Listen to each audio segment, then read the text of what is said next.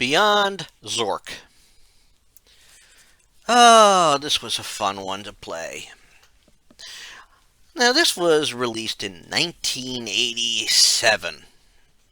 Just when graphic games was really starting to take off. So, of course, Zork is. I don't know if this came out before or after Zork Zero. And basically, this was the last of the Infocom era of Zork games, I believe. I mean, I'm not sure if this came out before Zork Zero or not,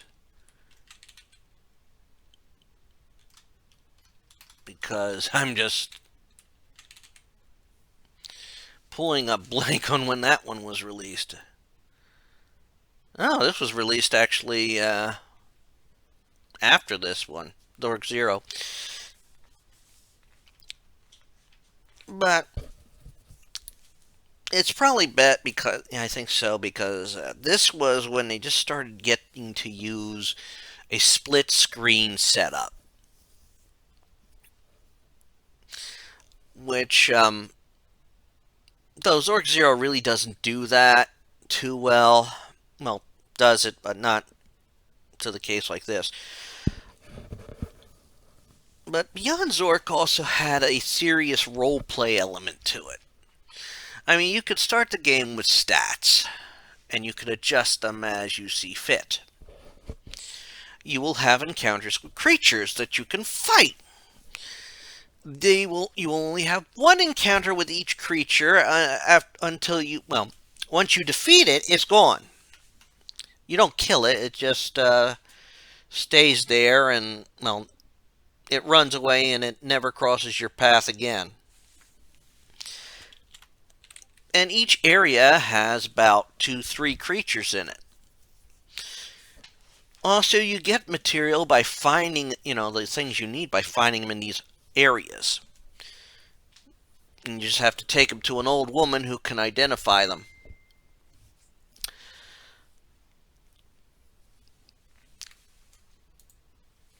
But it's one of those things that, they tried something new. They tried giving you a map on that.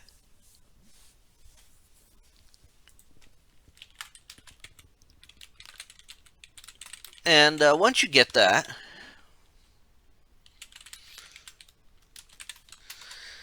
and that's the fun thing about that. It was fun. I mean, you had some areas that were randomly generated to look around and find stuff.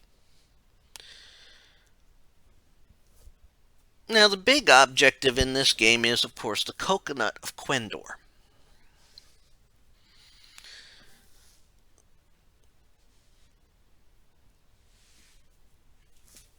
And what we go through is this. You are basically playing a peasant, although you're not even at the rank of peasant. And you are exploring these areas. Now, you do not get the quest until you find the implementers.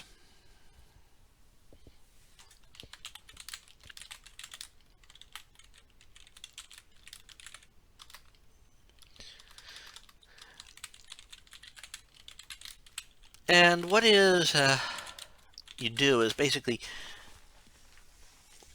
part of your game is finding a way to get to the implementers. And once you do get to the implementers, which are which is basically where you're going to get, and they actually have the coconut of Quendor. And you are trying to get this coconut, but once they drop it and you would say go to pick it up, a nasty being steals it. The Urgru. This is the first time you've ever heard mention of an Urgru in this series.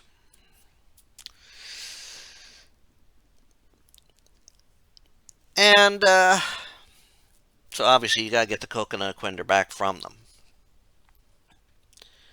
Now, the basics of this game's situation is basically running around, trying to find creatures, or avoid them when it's early on.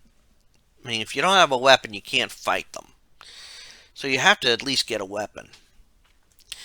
And you have to figure out how to use everything. And yeah, this game is full of the Zork Moon logic. Although I think this is beyond Zork Moonlight. There is some logic to this. To, beating these things and getting past them. But some things you just, you find out by trying out. And you should save early and save often. But, they have their fun little humor in it. Like if you type help and you got a little fairy that shows up and tells you what something means and all that and that. Oh. And they add their humor in there. Some of your creatures don't even make sense. Although you got fun ones like dust bunnies. I think I saw a dust bunny attack in one.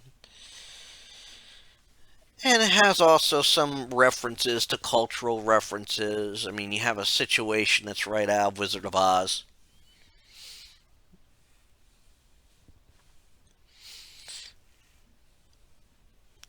And you have to be careful. There are situations in this game, if you've seen my playthrough, you see I run into one of them, where if you enter an area at the wrong time, you literally mess things up. You cannot, fix it.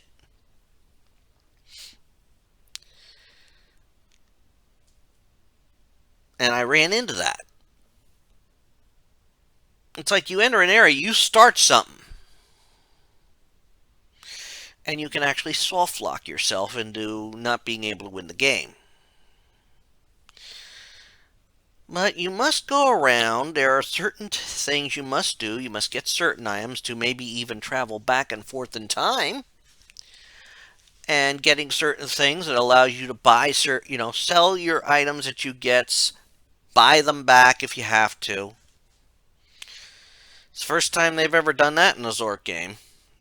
I can see why it probably caused some problems.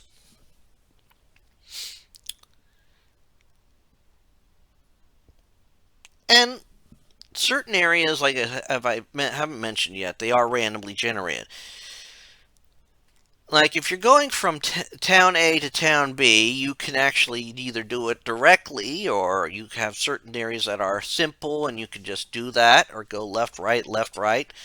But certain areas are literally randomly generated. I mean, you could enter an area one time, one playthrough, and you're going, okay, west, okay, you're that, okay, so I can go north or southwest from here, okay, so I'll go north, and then I can go east, south, or northwest. You go into it again in a different playthrough, and like, okay, I remember I go north, and I'll go in. There's no way north, but there's way northwest and west and south. It's enough to confound you. But that's part of the game. That's the random element that they can really work with. But you have to remember, this is also from a time, this was from the 80s. And computer sophistication wasn't where it is now. I mean, let's face it, we were still using dial-up. If we wanted to even use dial-up. But welcome to the world, that's where it is. But eventually, though, you will explore the area, you'll get everything you need, and you'll be able to enter the lair of the Urgru. Now, the Urgru is so powerful. You need pure sunlight just to expose it. And of course, since it's deep in the dark lair, you have to figure a way to get it in there. And then you have to beat it. But once you finally do beat it, it will attack you and it will drain your compassion.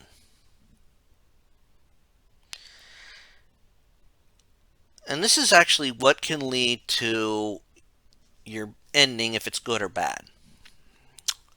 I read and I found out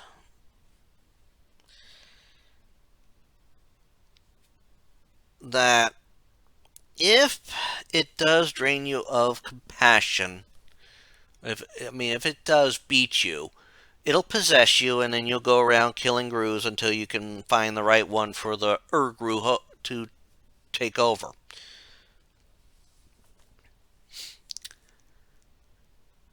If you're successful, you'll be able to get the Coconut Quendor and escape and end the game with the proper ending. And so the Coconut of Quendor will go off and be found in another Zork title. And that's basically it. I mean, you reach the level of, true peasant at the end of the game. And I think it has so many random elements and that you need certain spells to be able to progress with certain things. You can find certain potions which can help you in the game. There is a good deal of random elements in this game because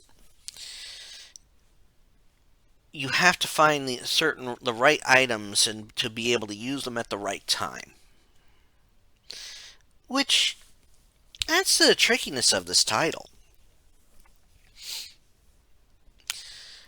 I mean, in Zork, in the previous games, if something, until you found something, it was always in that set location where you were going to find it. In certain areas, you could leave stuff and it wouldn't disappear or randomly show up at other places. This time, when you find a parchment, you find a stick or a rod or a cane or a shillelagh. So you have to really pay attention to what you're dealing with, and your parchment could be paper, it could be a scroll, it could be a pamphlet, it could be a flyer, it could be anything. So you're literally working your way through the game, and sometimes you'll find what you need right away, or you'll find something that'll help you right away, but you don't find the right thing. And another playthrough you could find it'd take you forever to find it.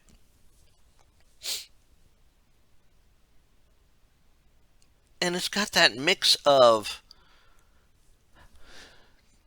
technology and sorcery that just makes it all unpredictable. Of course, that's also the charm of Zork. It's a humorous adventure game. It's the kind of thing that makes you appreciate stuff like Discworld. I mean, if you like the insanity of Discworld, you'll love this game. You will love the Zork franchise. If I would have to rank this among the games I have played of the Zork franchise, uh, hmm, I would have to say, if I were doing a ranking of the games I've played and completed, appropriately, Beyond Zork is probably more or less in the bottom because you can inadvertently soft lock yourself in this game. And that's not from any bug in the game, it just can happen. If you enter an area before and not realize what you're walking into, boom, you've missed out on something and can't complete the game. That easy. And I don't think there was really a point system in this Zork game. I mean, later the visual ones don't necessarily overly have a point system. I mean, I don't know. I haven't seen one in. I know I'm working on Grand Inquisitor around the time I'm recording this, so I haven't seen one in that one. But like Zork Nemesis had a point system, although those points were tasks completed. Who's to say? I haven't seen one yet. I didn't see one in this one. Did they try something new? Yeah, they did try something new with having a map. Of course, you have to remember how to go through an area once you get the map. Once you get through it. Just in case you have to go through areas multiple times. And it can happen that you will have to go through areas multiple times, especially if you want to make progress to certain areas.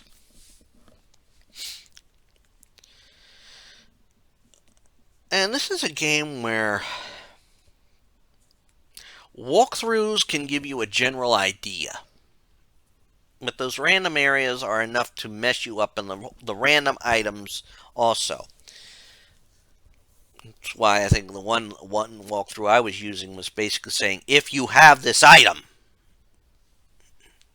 then you have to refer back if you're looking back at other things.